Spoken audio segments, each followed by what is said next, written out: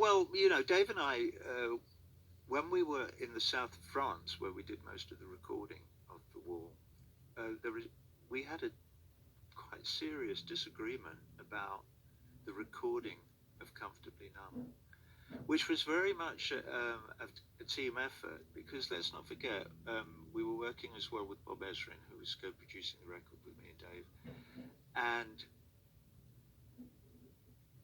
when the multi-tracks went to New York, Dave and I didn't go with them.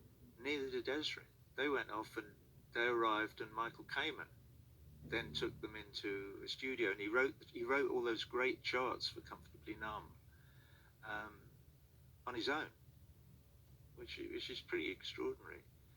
A lot of the other stuff that he did for it, he took off my demos and things, things like Is There Anybody Out There, and things as sort of exact copies of the demos that I've made. What was the disagreement then between it's a fundamental disagreement, wasn't it, between you and Dave? Yeah, it's really, really simple. It's probably one story that where his memory and my memory would probably be almost exactly the same, and it was that we had made a rhythm track, so that would be like drums, bass, guitar, whatever, and I loved it, and he thought it wasn't precise enough rhythmically, and recut the drum track and there's something else, and said, there, that's better.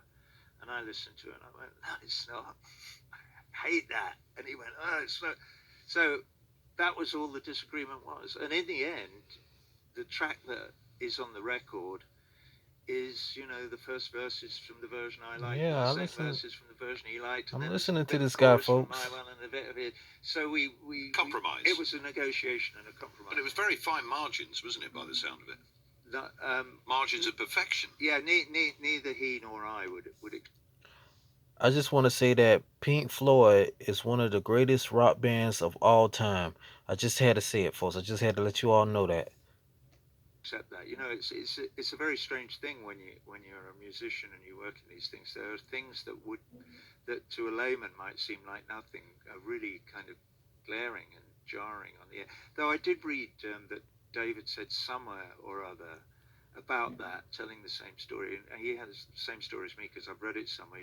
He said probably if we listened to it now, we wouldn't be able to tell the difference.